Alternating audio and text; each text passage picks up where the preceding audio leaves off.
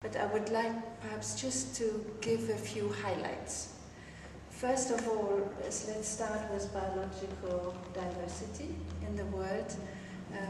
As I'm a marine ecologist by training, as Patricia introduced me so kindly, this is a topic close to my heart on which I've also worked professionally for 30 years or so, among others by trying to collate and help others to cooperate in collating and organizing the knowledge about all fish biodiversity in the world. And why do I mention that? Well, of course, because this is something I know a little bit better, but also because it was a life lesson, I would almost say, because when we started that exercise of international cooperation, the best estimates by the top scientists in the world was that there were something like 20,000 species of fish. 20 years down the line, we have documented 32,000 species. Now, it is not that the experts of 20 years ago were bad people, but let's say working through books, they had absolutely no capability of accessing all the knowledge, and reading sequentially through books does not give you an easy feeling for where the gaps are, and you can also not travel all the libraries. That was before, let's say, the internet and the electronic media made access and organizing knowledge a really possible proposition. So we started that, and through this huge international cooperation, all based on a voluntary basis, we've been able to really put at the tip of the fingers of literally anybody with access to the internet, be it through a mobile phone or a computer, that combined knowledge that you can question according to criteria, you can combine it, it's totally free. We funded the initial stages with public money in the European Commission, and when that initial startup project finished, I negotiated with public research organizations that they take it on, not as a project, but really as a public service with no deadlines, and that they make scientists and computer specialists available to keep it in the public domain and run it as an open resource for literally the whole world, and remain therefore also open for institutions from developing countries which originally had less means to join into the consortium and keep it going. It's really been a success story. It has enabled many, many both recreational, scientific and also commercial applications.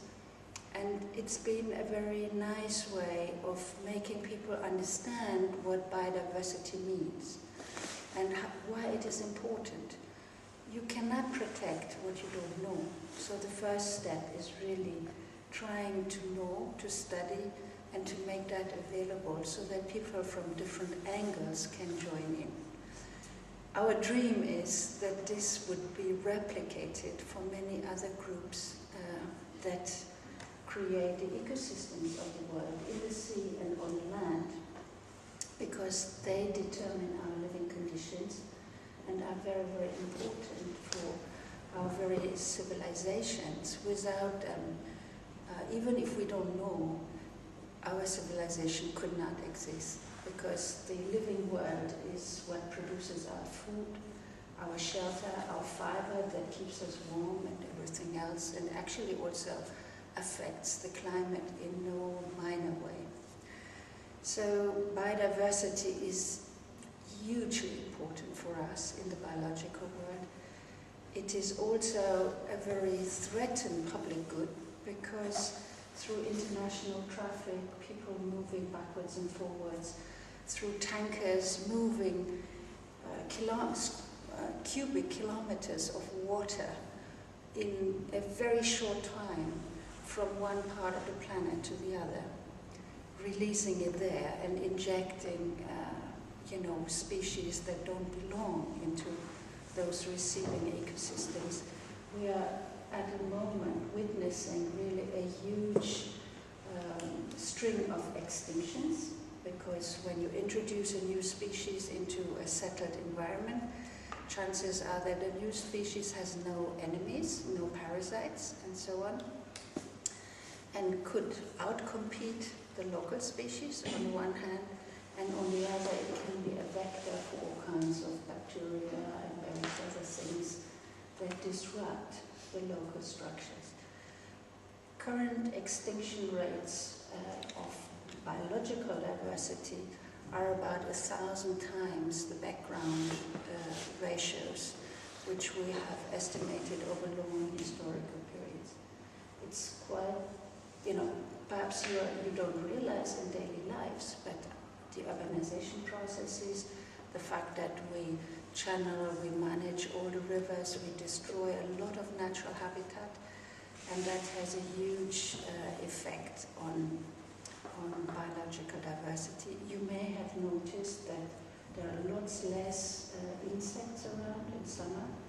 You're happy because you get less mosquito bites, but there are all kinds of other things that, you know, the birds don't find, and what they feed on. Climate change does its part in the sense that some species hatch earlier, and then so the phasing of predators and prey is not what it used to be, etc., etc. Now, I don't want to talk only doomsday, only to signal that is really something we should study and care about, and look how we can minimize the impact we have on the natural world. Now, I want to draw some parallels, because Patricia asked me to, for human diversity and the beautiful diversity we have across different human cultures and civilizations. And what we find is that it is not, you cannot draw very literal parallels to the biological world, even though our human civilizations in many ways are, of course, part of the biological world. If you take languages, you will see that when you look at there are reference works from the University of Stanford and others that catalogue the languages of human civilizations around the world. Of the originally documented 7,000 species of languages now, many are going extinct or have already gone extinct. On the other hand, what we know from historical studies is that languages are often artificially created by groups of people to distinguish themselves from others. And there is episodic evidence, for example, that, I don't know, hunter-gatherers, some troops have left the base community for a while, they come back, and in the meantime, to protect themselves from surrounding communities, their original home community has changed language, and they don't understand what the people are talking. So we lose some languages, we're also creating new languages. It seems a very common feature. Somebody called Pinker, who has done a lot is one of the leading linguists in the world. He has done some historical studies, and he has tried to understand whether language reflects Darwinian principles, which would mean that all languages share one common source, given that we all came out of Africa a long time ago, 200,000 years, when our Homo sapiens species arose. And Pinker actually suggests that there is something like that all languages obey 4 or 5 very basic rules, which are like a matrix. And it applies to Japanese and to the Anglo-Saxon languages and the Indo-Germanic languages, and you know, whatever he has studied, he found that. And he thinks that our brain is structured to create language, even if our surroundings does not suggest one. And he quotes a very brutal historical example to demonstrate that. And that took place in Brazil. As you may know, that there were a lot of Japanese forced labor sold to Japan. There are now very successful communities of Japanese origin also in Brazil. When they mingled in the plantation under Portuguese rule with the African slaves, let's say the people who were forcefully brought in had no way of communicating to one another. So they could not, they would teach their kids initially their own language, but the kids normally, you know, you think, the parents never learn to speak to each other. But when they studied that historical, let's say, situation, they found that already the kid generation, the first derived generation, already spoke a new language, which was a Creole, but with full grammar, new vocabulary and everything it takes to make a full language in its own right.